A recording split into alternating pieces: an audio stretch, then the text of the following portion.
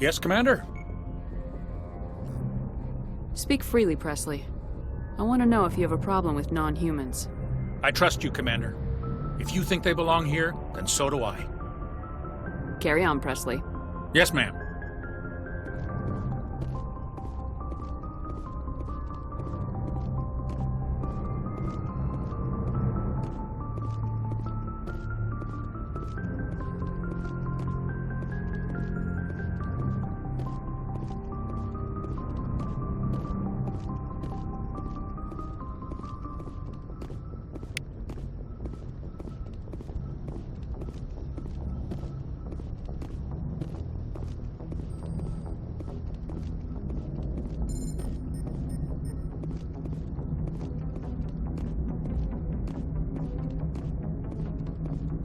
I prefer gold to silver, you know, for my medal. I figured you'd recommend me for one since I, pulled your boots out of the fire. If we present you with a medal, you'll end up sitting on stage listening to politicians make speeches for a couple of hours. That's a good point. They'd probably make me shave, too. I spent the last 7 weeks working on this baby. No medal's worth that. So, Commander, why don't you tell me why you're really here? I like to know my crew. Mind if I ask you a few questions? I can see where this is going. You did a background check on me, didn't you? Well, I'll tell you the same thing I told the captain. You want me as your pilot. I'm not good. I'm not even great. I am the best damn helmsman in the Alliance fleet. Top of my class in flight school, I earned that. All those commendations in my file, I earned every single one. Those weren't given to me as charity for my disease. What are you talking about? Are you sick? You mean you didn't know? Oh, crap. Okay, I've got Vrolik's syndrome, brittle bone disease. The bones in my legs never develop properly. They're basically hollow, too much force and they'll shatter. Even with crutches and my leg braces, it's hard to get around. One wrong step and crack! It's very dramatic. But I've learned to manage my condition, Commander. Put the Normandy in my hands and I'll make her dance for you. Just don't ask me to get up and dance unless, you like the sound of snapping shin bone. I have to go. All right, see ya.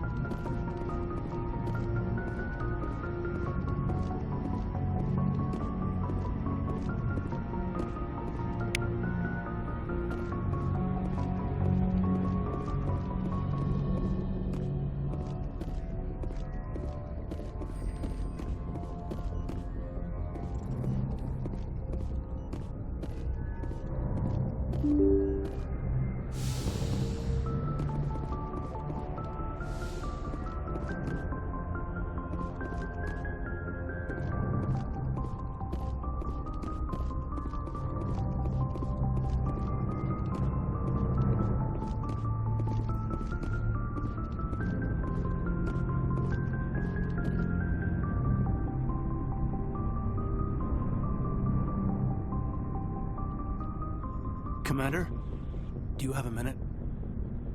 I always make time for my officers. Off the record, I think there's something wrong here. This Saren is looking for records on some kind of galactic extinction, but we can't get backup from the Council? Sorry, Commander. There's writing on the wall here, but someone isn't reading it. The Council doesn't want to believe anything's wrong. I'd call it human nature, but... I hear you. It just seems like a group that's been around as long as the Council should see this coming. It's funny, we finally get out here, and the final frontier was already settled. And the residents don't even seem impressed by the view. Or the dangers. Well, you're a romantic. Did you sign on for the dream, Malenko? Secure a man's future in space?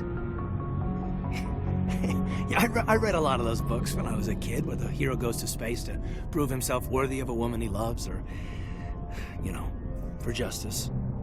Or maybe I was a romantic in the beginning, but I thought about it after brain camp. Biotic acclimation and temperance training. I'm not looking for the dream. I just want to do some good. See what's out here. Sorry if I got too informal. Protocol wasn't a big focus back in Bot. Tell me about it. Biotic acclimation and temperance didn't last past the airlock. To the kids they hauled in, it was brain camp. Sorry, hauled in is unkind. We were encouraged to commit to an evaluation of our abilities so an understanding of biotics could be compiled. There are worse results of accidental exposure to Element Zero in the womb. Beats the brain tumors some kids grew up with. Is there some question about how you were exposed? My mother was downwind of a transport crash. It was before there were human biotics, a little after the discovery of the Martian ruins. It only gets iffy around 63 when Kinetics was running out of first-gen subjects. Until then, they'd relied on accidentals. Bunch of guys in suits show up at your door after school, and next thing you know, you're out on Jump Zero. Jump Zero is Gagarin Station, right? What's it like? Yeah, that's the official name. Biggest and farthest facility we had for decades. Right on the termination shock, the outer edge of the solar system. It's where they did all the Goose Chase FTL research before we caught on to using mass effect fields. It was a sterile research platform when I was there. There were other kids in the same boat, right? At least you weren't alone out there. That's true. We did have a little circle that'd get together every night before lights out. We didn't have much to do, though. It was a research platform then, and Kinetics kept Jump Zero off the extranet to prevent leaks. And you must have had plenty of time to get to know each other. Yeah, we'd sit around and bull every night after dinner, play cards or network games. There was this girl named Rana, who had a little circle grow up around her. She was from Turkey. Her family was very rich. But she was smart and charming as hell. Beautiful, but not stuck up about it. Like you, I guess. Ma'am. Sounds like she was special to you. She was. Maybe she felt the same. But things never felt together. Training, you know. You know of any intentional exposures for certain? No one knows. Doesn't mean they didn't happen. As big as the exposures were, it was hard to track down accidentals. It was different then. No one knew the potential, so there wasn't a lot of regulation. Anything Kinetics did was gold. I'm not saying they intentionally detonated drives over our outposts, but in retrospect, they were damn quick on the scene. Jump Zero's a long way from home. What was it like? The grand gateway to humanity looks a lot better in the vids. Anyway, this was supposed to be a casual debrief, not a bull session about stuff that happened years ago. We have to depend on each other in combat. I like knowing what kind of man I have at my back. I understand, ma'am. I won't let you down. You, make a habit of getting this personal with everyone? Of course, but I don't enjoy it with everyone. We'll talk again later. I'll need some time to process that, Commander. But, yeah, I'd like that.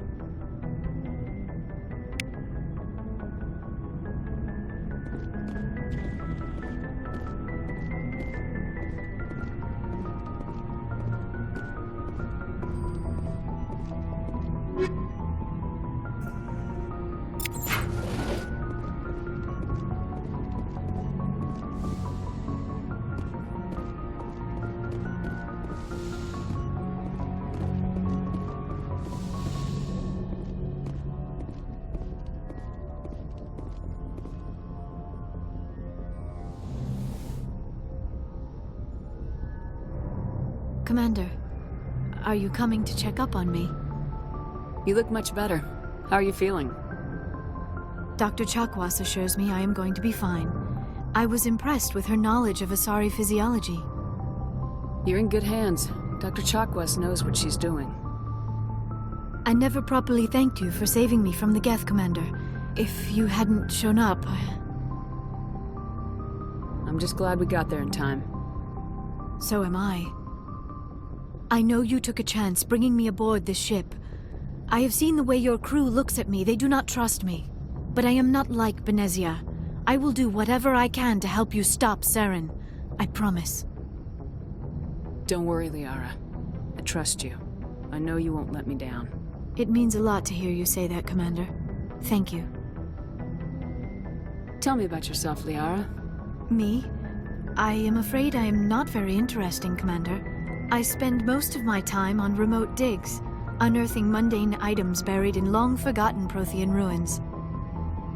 You must enjoy something about it. I love my work. Seeking out history's lost secrets has a special appeal for me. You were actually touched by working Prothean technology. That is why I find you so fascinating, Commander. Sounds like you want to dissect me in a lab somewhere. What? No, I did not mean to insinuate. I never meant to offend you, Shepard. I only meant that you would be an interesting specimen for an in-depth study. No, that's even worse. Calm down, Liara. I was only joking. Joking? Oh, by the goddess, how could I be so dense? You must think I am a complete and utter fool. Now you know why I prefer to spend my time in the field with data disks and computers. I always seem to say something embarrassing around other people. Please, just pretend this conversation never happened. Do you know why Benezia joined up with Saren? I don't understand it.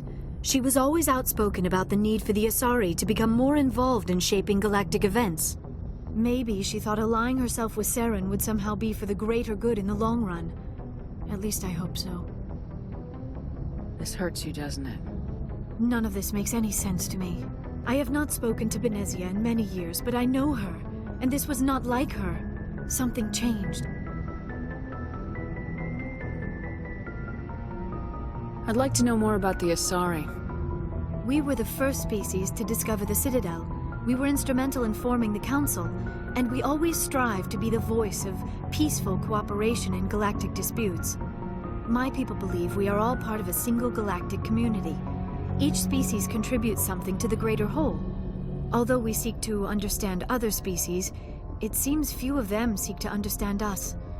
The galaxy is filled with rumors and misinformation about my people. Like what? Most of the inaccuracies are centered around our mating rituals. My species is monogendered. Male and female have no real meaning for us. We still require a partner to reproduce. This second parent, however, may be of any species and any gender. I don't understand. Your species can mate with anyone? Mating is not quite the proper term, not as you understand it. Physical contact may or may not be involved, but it is not an essential element of the union. The true connection is mental. Our physiology allows us to meld with other beings. We can touch the very depths of their minds. We explore the genetic memory of their species. We share the most basic elements of their individual and racial identities. We then pass these traits onto our daughters. It is how we learn to grow as a species and how we develop a greater understanding of other races. What happens to your partner after the union? Every relationship is different. Some unions are a single encounter with both parents parting ways afterwards. Others can be more long-term. Sometimes an Asari and her partner will stay together for many decades. You Asari live for 1,000 years. What happens when your partner dies? Few sapient species live as long as my kind. We have learned to take a philosophical approach to our unions. We do not focus on the inevitable loss of our partners. Instead, we enjoy the time we spend with them. And even after they're gone, a part of them lives on in us. The union is a connection that transcends both time and space. Do you know who Matriarch Benezia chose as her partner? She rarely spoke of her partner. Though I know my father, if you want to use that term, was another Asari. Benezia never told you her partner's name? Union with our own kind is no longer common, not for the purposes of reproduction. Most Asari believe it weakens our species. Asari daughters inherit racial traits from the father species. If both parents are Asari, then nothing has been gained, or so conventional wisdom would hold. I am what is sometimes called a pureblood, though no Asari would ever be cruel enough to say the word to my face. It is a great insult among my people. It is possible Benezia's partner was embarrassed by their union. She may have been too ashamed to publicly acknowledge me as her offspring. Maybe she wanted to meet you but couldn't. Maybe something could have happened to her. Maybe she passed away. You might be right. I hope you are. But I have no way to know for sure. Benezia never spoke of her partner. Whatever happened, it caused her too much pain to dwell on it. She raised me by herself, though that is not uncommon. Many Asari raise their children alone, particularly if the father species is short-lived. Often the partner will pass on long before the child reaches maturity. I should go. Goodbye, Shepard.